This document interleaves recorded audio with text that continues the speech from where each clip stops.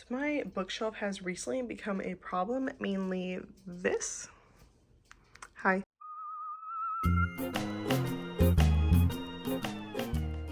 So we're going to go through this and reorganize, but also I'm currently trying to film my fall TBR. So as I go through this, I'll be able to like pick up what I'm meaning to read. And yeah, let's get started.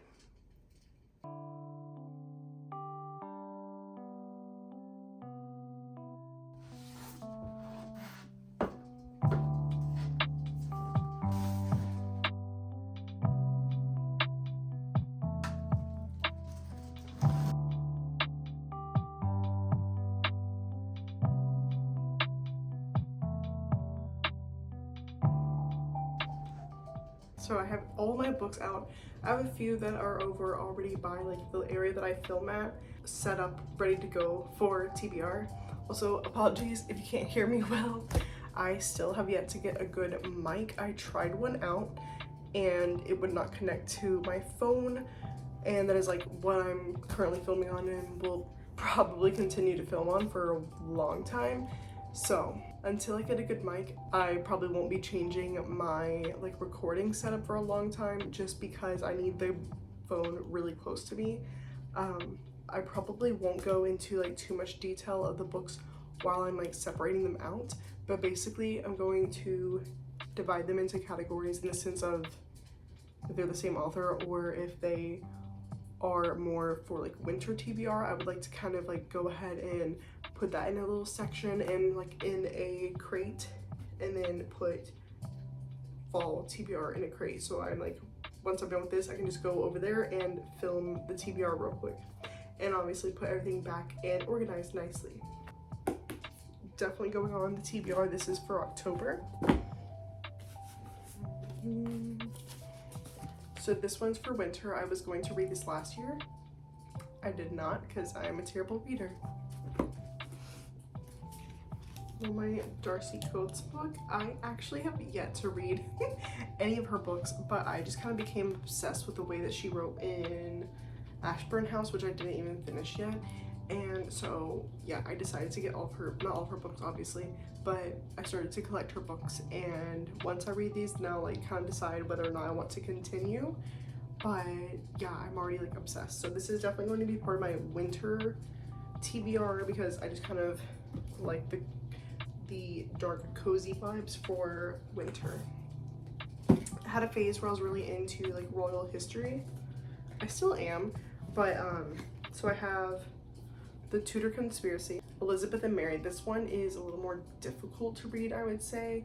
And then Philippa Gregory, who is like the queen of this, ironic to say queen, like the queen of this kind of like genre, especially if we're talking like Mary Queen of Scots and the Tudor family. 100%. I can't believe I haven't read this yet. I know this is like a lot of people are like, are you serious? Like, you need to read this. Like, how are you a thriller reader and you haven't read this? Well, I'll get to it. I promise. I have like a winter TBR going here and like a fall one going here. I know you can't see that, but one of these, I'm done with this one. Well, I don't have room.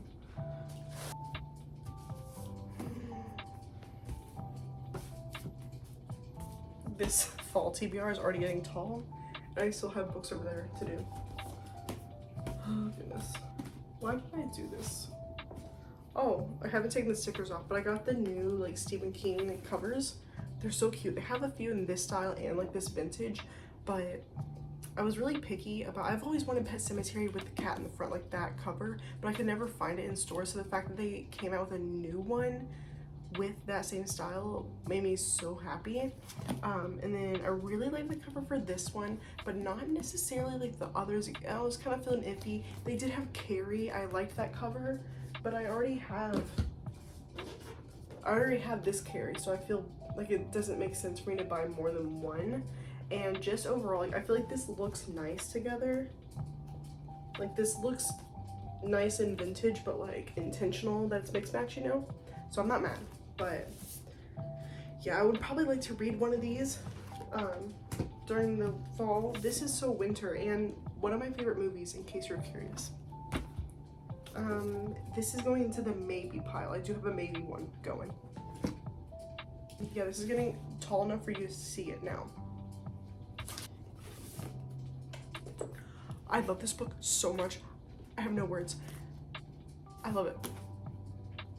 I definitely want to reread this, but I don't know if I necessarily want. I'll like put it in the winter pile because this is like such a 5-star for me. My friend didn't rate it that high, but I don't care. I know his writing gets some flack on occasions, but this one was so much fun. I haven't read Riley Sager's Final Girls, so I'd kind of like to read like all the Final Girls books and compare them. But this one, I had a lot of fun with it. Like I enjoyed the characters a lot. This pile is way too big. I'm not gonna. This is about to be like a fall/winter TBR because I can't read all of this that fast. I know I can't. Oh my gosh, this sucks. There's too many. I'm having a hard time deciding on hardbacks. Like this one just has such good reviews and so many people talk so highly of it, so I feel like this has to be on there. But I already have so many books. I don't know how I'm gonna read all these. I'll just kind of, I kind of keep my hardbacks separate anyway. So if I do decide, like if I'm in the mood, then I'll easily be able to pick it up. So same with this one. Ugh, this is hard. And these I meant to read over the summer. Did I? No. I'm gonna like break my closet door. I don't want to wait all the way for next summer to read this. Again, I'll just do the same thing where it's like, it's not officially on the TBR, but if I feel so inclined, then I can grab it. Same with Midnight Feast. I feel like this has to be on the fall TBR. No? How fun. This just feels right for this to be on the TBR. Yeah, I think we're putting this on there.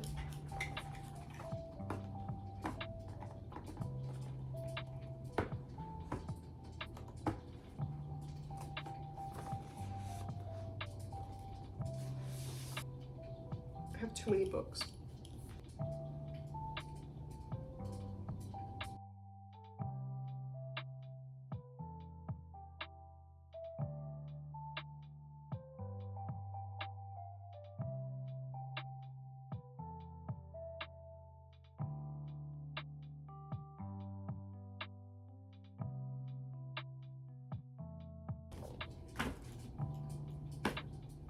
Okay, I think I'm gonna put like my winter TBR in this pile here so they're all contained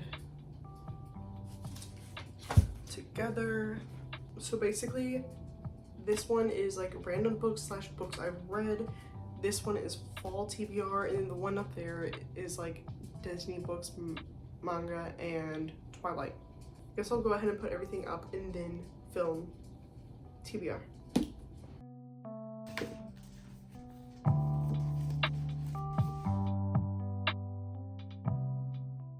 Okay, as you can see, this is like so much better, like immensely, but there's all that. So where will those go? I don't know. I'll probably just have to take out like some of these things that are like in the holes and move things around again, but for now I'm quite pleased that this is cleared up. Okay, hi, I'm back and I'm doing my fall TBR. I say I'm back like you didn't just like immediately transition into this. I've been like setting this fall vibe up for a hot minute and like finding a little video. You can't see it very well, but it is like a Hogsmeade fall like ambiance. I have so many books here, I don't even know how many. I think in total I have like 29 books on this fall TBR. So I'm not really hopeful, but we'll see what I get through. So I did already do a September TBR video, and I will do like a monthly TBR just to kind of like keep it within the month, refresh, and allow myself to go deeper into detail. Because if I sit here and give you the description of every single one of these books, we will be here for 5 hours. So I will kind of give like almost like a recap run through of like what I'm reading for September. I'm getting into the Shepherd's King duology, so One Dark Window and Two Twisted Crowns, and I've only heard amazing things about this duology. Immediately after I finish the Housemaid trilogy, I will be diving into this and hoping this will wrap up my September. That being said, I do have the Housemaid trilogy on my TBR. I started Housemaid during my 24-hour readathon, and I got a little over halfway, almost to the part two section, whatever you want to call it. And now I have only like 20 pages left, I think, 25. So after I've been like filming all day of different TBRs, so I'll be getting into this the second I finish reading. So honestly, today is just like same day, different headband, because I was wearing a different outfit and like a different bandana. I'm becoming a bandana girl. The other one was just like a normal paisley with my name embroidered because my sister got us those for her bachelorette party.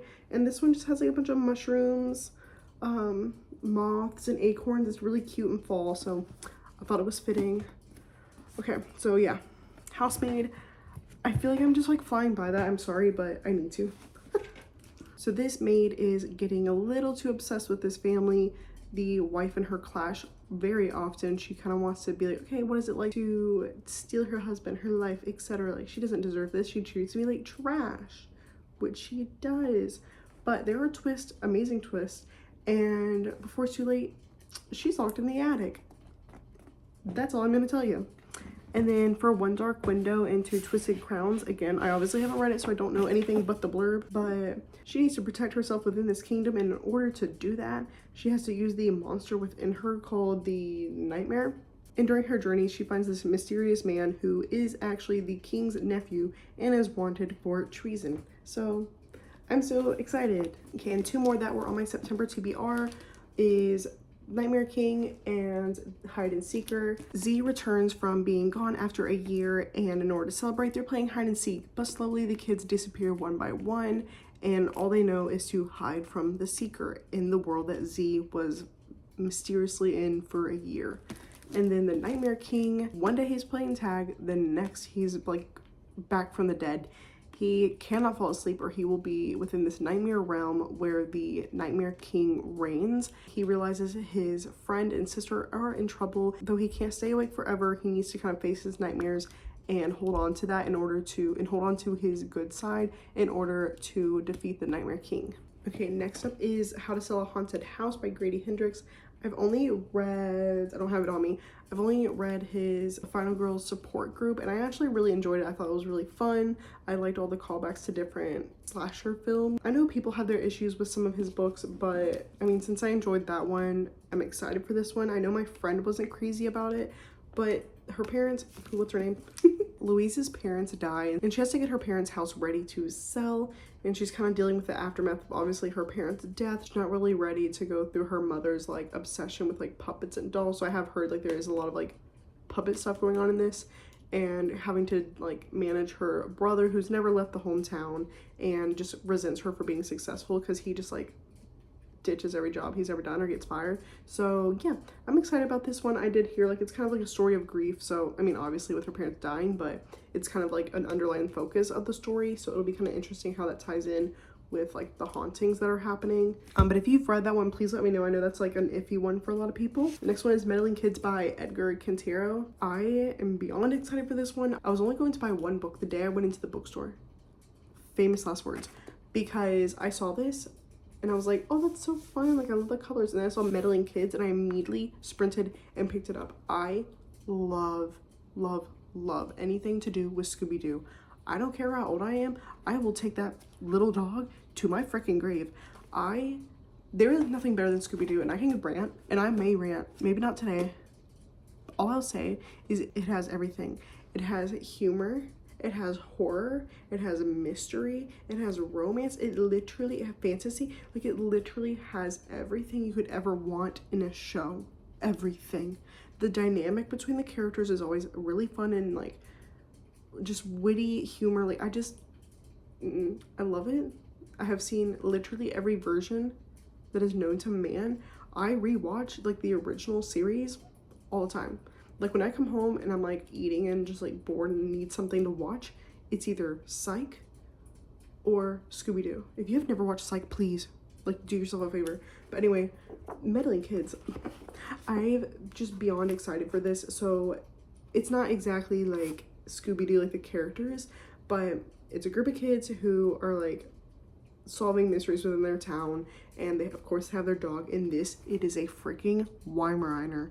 That might mean nothing to you, but that means absolutely everything to me. I was already sold, but when I saw in parentheses the Weimaraner, I screamed. Not really, but mentally I screamed, because my family, all we do is Weimaraners. There's the only dog we have ever had. We had Doc and Walt, and I miss them so dearly. They have passed, but like Weimaraners are just like in my brain for the only dog that I can ever own, because it's just like, they're the cutest puppies. Stop, I'm gonna put a picture here. Oh, they're just the cutest dogs. So the fact that it's a Weim, I'm so happy. But anyway, I'm sorry I'm ranting. They solved this mystery back in 1977. It's like, of course, this old man in a mask, like classic Scooby-Doo. And then now we're in 1990, and the gang is kind of like going through all like the trauma and just like the stuff they've been through throughout the years. And one of the members of the gang has passed away. I'm not really sure like who it's meant to be. It might be Shaggy. I don't actually know. Because who is it? Peter. So Peter's the jock. So actually, I don't know, it's hard because we had the tomboy, the nerd, the bookworm, the jock, and the Weimaraner. So I'm not really sure like if Peter's supposed to maybe be Fred, if we're like looking at it this way. So they're kind of dealing with that grief as well. But the man they captured in 1977 is out on parole, and then one of the members, the tomboy, goes to meet up with him, and then she just kind of realizes like, crap, we got the wrong guy.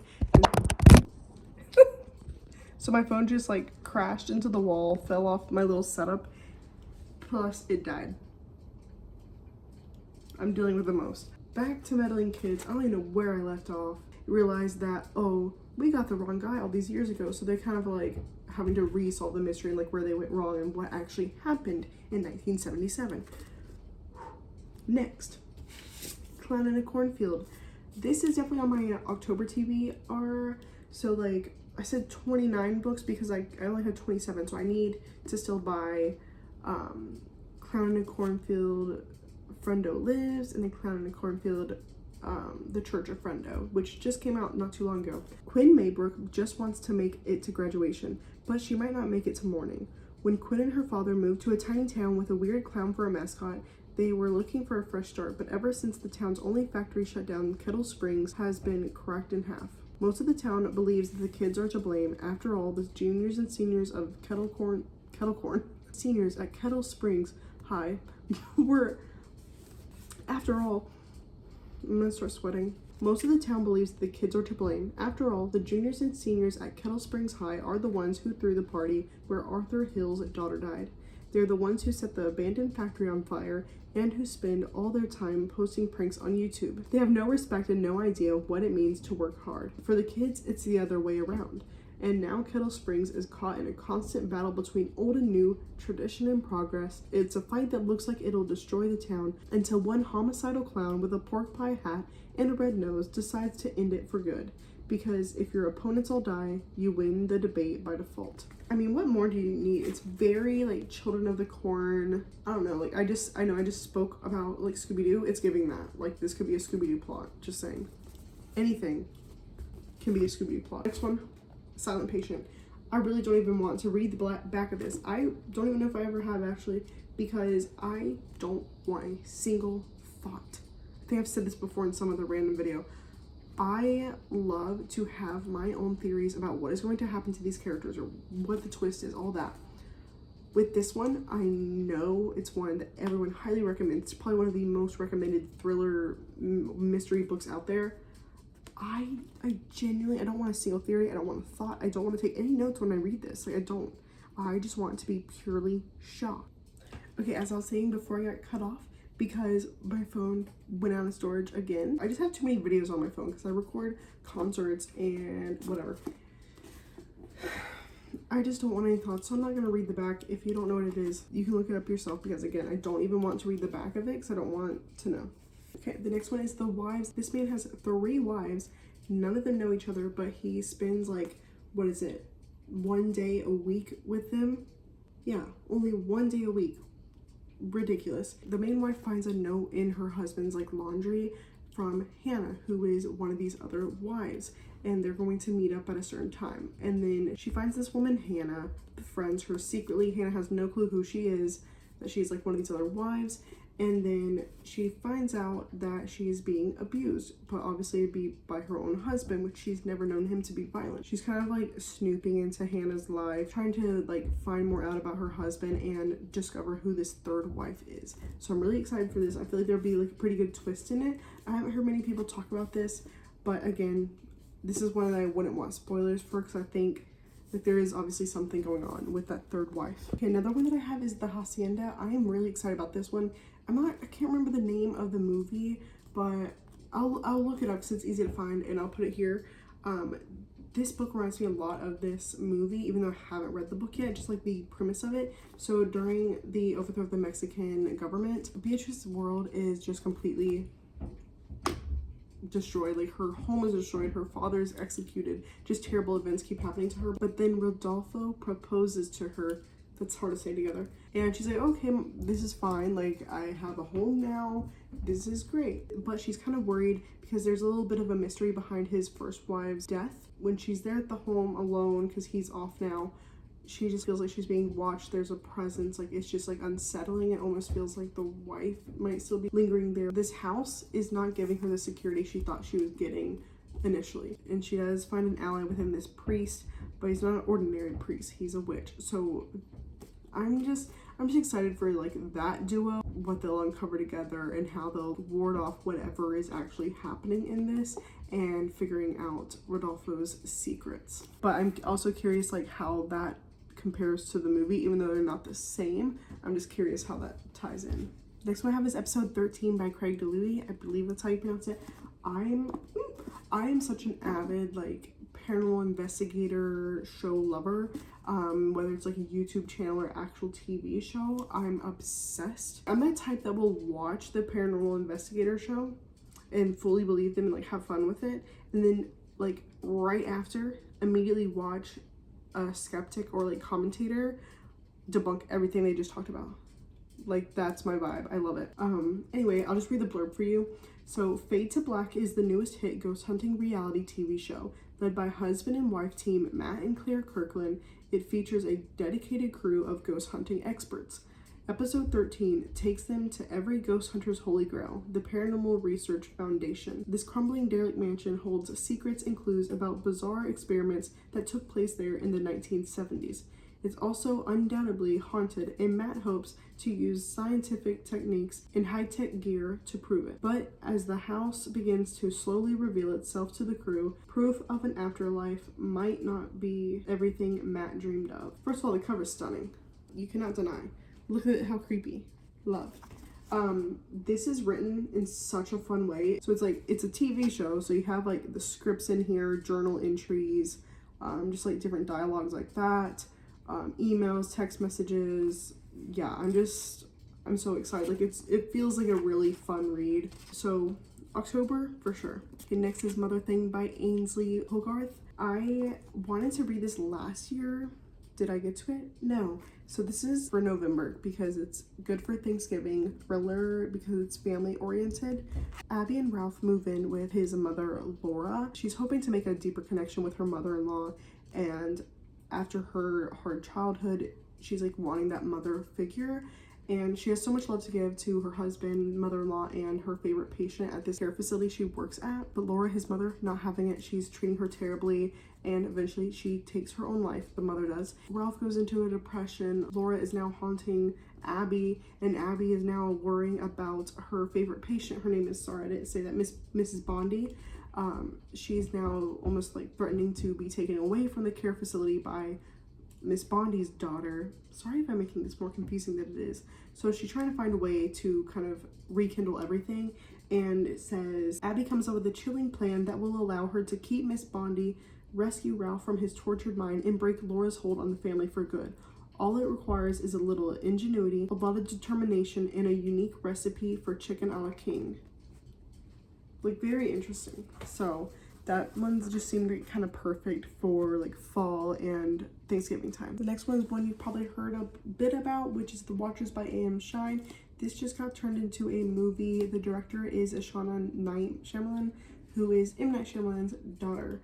So it is her first like big debut movie directing, which is very exciting. So I think this has a sequel actually, and I'm not sure how far the book covers, if it's just this one or if there's going to be a sequel, because I have not read the movie. I've not watched the movie because I wanted to wait to read this first. This woman's driving, her car stutters and engine dies right at this forest, and she shouldn't get out of the car, but of course she does, and just like the creepiest stuff starts happening. Very quickly wrapped up what this one is about. So the next one I have is Love in the Time of Serial Killers by Alicia Thompson. I did start this one a while back. I didn't get very far, was just kind of like testing it out to see if this was going to be my next read.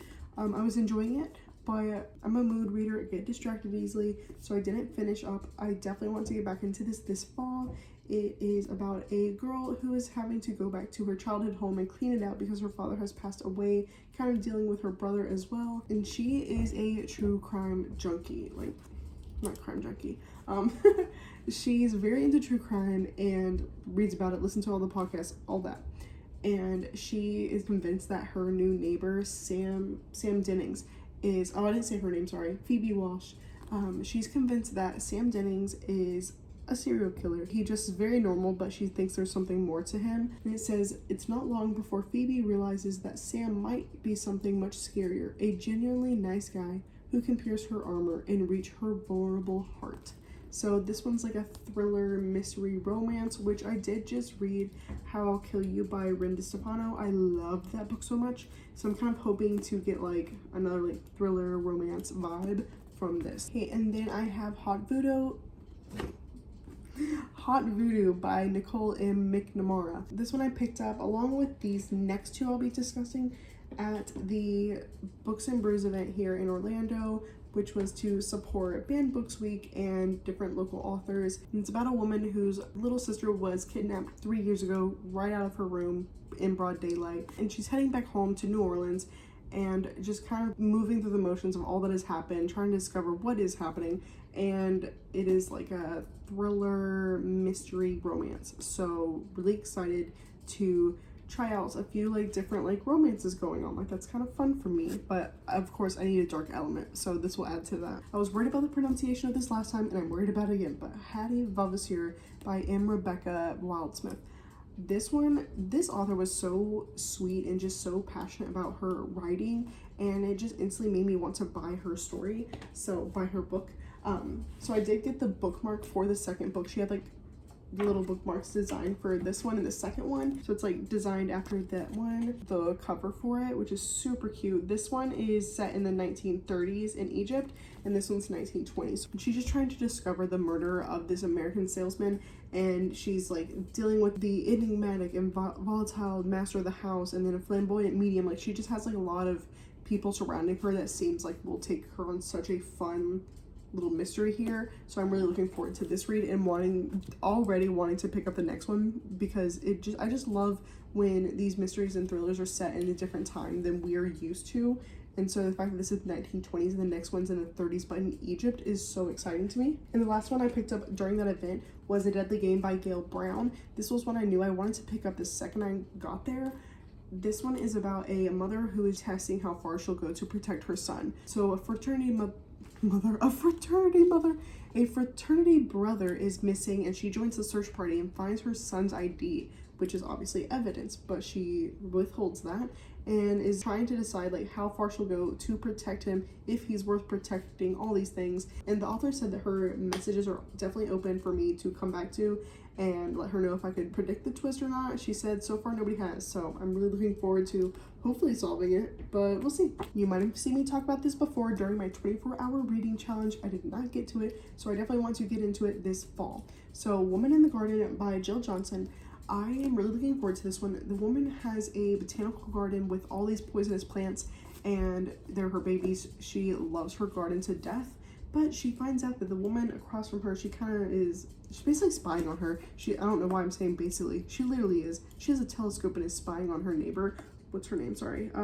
Starts with an S, I thought. Yes, Simone. She's spying on Simone and sees this like circle of men surrounding her and like in her life, and she's like, this is really weird, like what's going on here? And so she's just being very nosy towards her neighbor. And one day she finds her garden completely destroyed, and also the fact that one of these men that's been around Simone has died via poison. So just very intriguing there. She kind of wants to figure out what is happening, because she's also become so protective over Simone. So I'm curious like what kind of twist we'll get with this one, and who is sneaking, if she's snooping, if who's snooping on her and knowing about her garden with all the poisons in it, you know? I'm very excited. These next two are ones that I've been like anticipating for a fall TBR for the longest time. So first up is Long Live the King. So the first one is Long Live the Pumpkin Queen by Shay Earnshaw. So within this story, we have Sally from Nightmare Before Christmas, and she goes off. I have this book upside down. Okay, she realizes she still loves Jack so much. They're like married, and she's not really sure. Look at this upside down.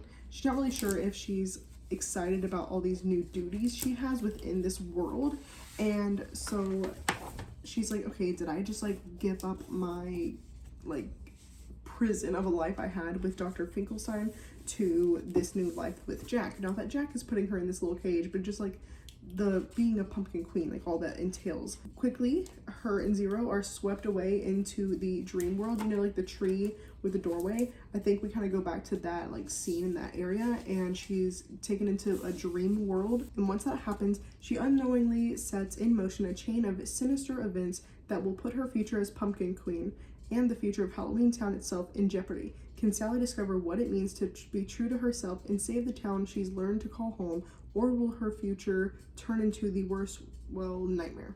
So, very exciting. I just love like books about characters we already know and love, so this has always been a very exciting potential read for me.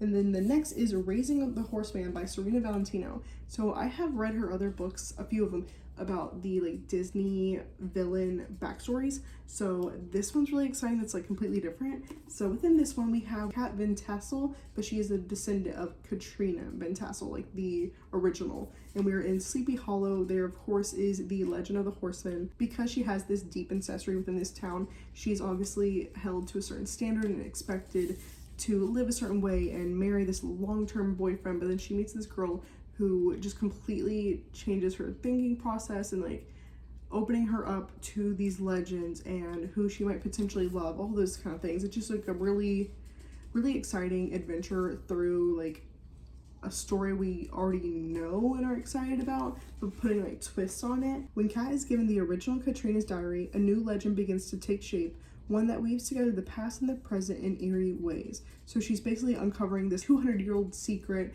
and trying to protect those she loves, just kind of rediscovering herself and what she believes. In my opinion, like these two are just like naturally perfect for fall, and everyone should just automatically have them on their fall TBR. And making it harder on myself and adding another series onto this TBR is A Good Girl's Guide to Murder by Holly Jackson. This one has obviously been talked about so much, but the show just came out recently and I've been wanting to watch it, and I feel very left out and not knowing anything that's happening. So, and I'm not sure how far the show goes within this series, maybe just the first book. But yeah, the first one, I'm not gonna really dive into the next two because I don't want to read the back and get any spoilers. So within the first one, for her final project, Pip is looking into a 5-year-old case where a girl, Andy, had been murdered by her boyfriend Sal at the time, who then took his own life. She kind of has her doubts about the case and how things went, and suddenly thinking that Sal might be innocent. And it says, someone in Fairview doesn't want Pip digging around for answers, and now her own life might be in danger. So I'm very curious to see if the actual murderer is now trying to cover all this up and is going after Pipe. Now that I say this, I've been saying Pipe because I'm thinking of Piper, but is it Pip? What did I say earlier? Is it Pip or Pipe? What did I say? Is it Pip or Pipe? Help. Now I'm second guessing everything. Does it say her full name?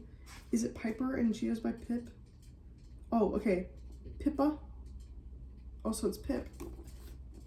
I don't know what I said earlier. But anyway, this one's really exciting because I love the fact that I can read this and then immediately watch the show. So if you read this, let me know what you think about the whole like series. But then if you've read, oh my gosh, if you've watched the show, let me know what you thought of it and how it compares. Also, I'm pretty sure the girl who was in Wednesday, pretty sure the girl who played Wednesday's roommate was in that, right? But yeah, let me know if you've like read this, watched it, whatever you did. Let me know if you thought it was great, or if you preferred the show over the book, which I feel like most times when people read the book first, they prefer the book. But yeah, let me know. The final book on this TBR is Home is Where the Bodies Are by by Geneva Rose. First of all, is that everything? It's so pretty. I'm gonna read the back because there's a lot, and I just need you to fully grasp what this is about. After their mother passes, 3 estranged siblings reunite to sort out her estate. Beth, the oldest daughter, never left home. She stayed with her mom, caring for her until the very end. Nicole, the middle child, has been kept at arm's length due to her ongoing battle with a serious drug addiction.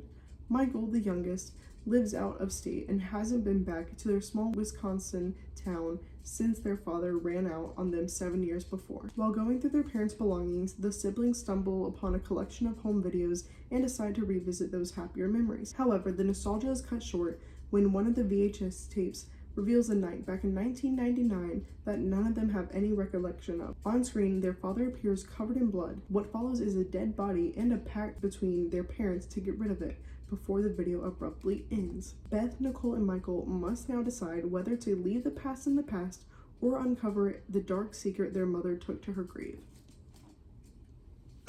Please, this is everything. I mean, this is just freaking stunning. It's like a VHS tape.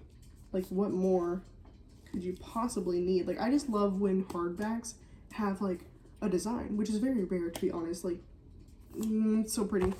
I love it so much. Like, if I were to keep it in this or this, beautiful. I'm really looking forward to this. This just feels like a movie. This should be a movie. I don't know if people have been talking about that being produced, but it needs to happen, and I haven't even read it. Like, I think this is going to be like one of my, I mean, obviously I have a lot on here, but overall, I think this is like automatically, mentally, going to be like one of my tops just because of the idea of it. So, okay, so that was my insanely long TBR for the fall. I have no idea if I'll actually get through all these. If not, that's totally fine with me. I just like having a rough idea of what I'd like to get to. I'm a mood reader, so having an idea is nice, and I can just kind of pick and choose when I like to read some of these. But yeah, as always, if you have read any of these, please let me know your thoughts, or if you have some of these on your fall TBR as well. Yeah, just definitely comment down below and I'll get back to you as soon as I can. I'm excited for fall, and these are all perfect to get me in that mood, even though I'm here in Orlando where fall does not exist. So yeah, bye.